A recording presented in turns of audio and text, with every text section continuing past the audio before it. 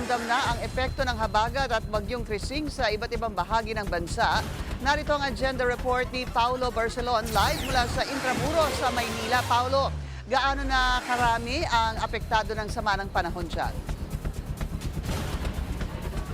Pinky, batay sa taya ng disaster officials ay nasa 7,500 families mula Mimaropa, Eastern Visayas at Central Visayas na ang apektado ng bagyo na nagpapalakas nga sa habagat at maging dito sa Metro Manila at ilang karatig lalawigan, ramdam na ang epekto nito.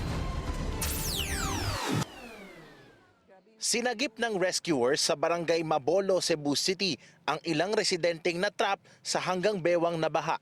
Kita sa video ang pagsagip ng City DRRM office sa MJ Cuenco Avenue. Ayon sa mga otoridad, pinasok ng tubig ang ilan sa mga bahay sa lungsod kaya nagpa-rescue na ang mga may-ari nito. Sa bayan naman ng Kalintaan sa Oriental Mindoro, hirap nang makadaan ang ilang truck at bus sa highway na inabutan ng matinding baha. Maging mga residente, hirap na ring makatawid sa lakas ng rumaragasang tubig. Hindi naman makatawid ang ilang residente sa bayan ng Tibiao sa Antique dahil sa matinding baha bunsod ng habagat. Nawasak din ang tulay sa barangay Villa Salomon sa bayan ng Patnogon na bumigay din dahil sa tindi ng pag-ulan.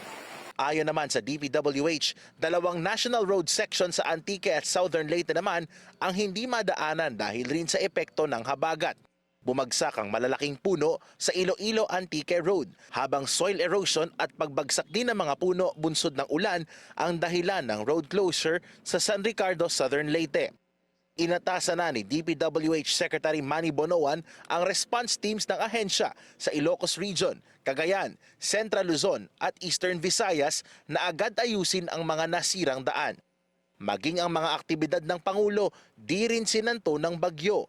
Ang dapat sanang pagbisita ni PBBM sa Balagtas Station ng itinatayang North-South Commuter Railway, kanselado. Kaya ang Pangulo tumungo na lamang sa DSWD Relief Center sa Pasay City. Although meron nang humingi ng tulong sa Region 7, mabuti na lang may ganito rin tayo sa Cebu. Ganyan na halos pareho na makinarya at sila ginagawa rin nila. Kaya naka-ready naman tayo sa kung ano pang mangyayari. Sana hindi na lumakas yung bagyo, pero kung sakali ay lalakas pa, naka-ready naman tayo. Sa barangay Sisiman, Mariveles, Bataan naman, nasa 300 mangingisda na ang apektado ng sama ng panahon. Tenga muna ang nasa 20 fishing boats dahil sa habagat at bagyo. Hindi na kami makakalaot gawa ng salalaki ng alon sa tumalakas na bagyo.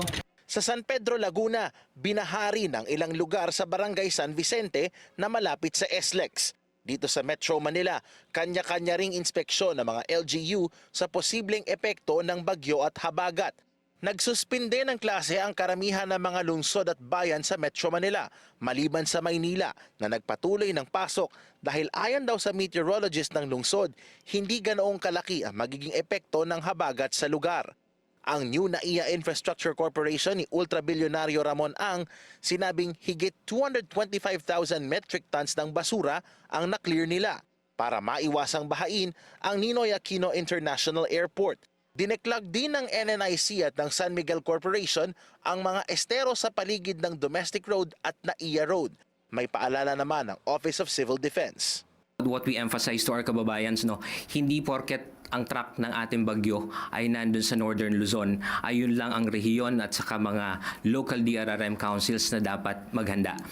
Right now, we are actually looking at the buong Pilipinas po, because itong bagyong Krising ay pinalalakas niya ang habagat.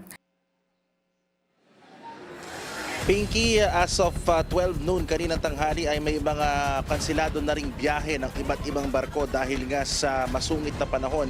Kabilang dyan ang mga kansiladong biyahe sa Bicol, Palawan, Masbate, Western Leyte, Biliran, Eastern Leyte, Samar, Bohol, Negros Oriental, Siquijor, Bacolod, Misamis Oriental, Surigao, Zamboanga del Norte at Zamboanga. Nagkaroon din ng ilang flight cancellations mula sa iba't ibang airlines katulad ng flights na Manila to Gigaraw ng PAL, gayon din ang flights ng Cebu Pacific mula Manila to San Jose at Manila to Virac sa Catanduanes, at ganon din yung kanilang Manila to Tuguegarao flight. Samantala dito naman sa area ng Intramuros sa lungsod ng Maynila, katetila lamang halos ng ambon, pero hindi pa rin nagpapakampante ang local authorities dito at patuloy din ang monitoring ng iba't ibang mga LGU sa Maynila, lalo't kanina umaga medyo naging malakas yung pagbuhos ng ulan dito sa Kalakhang, Maynila. Balik sa iyo, Pinky.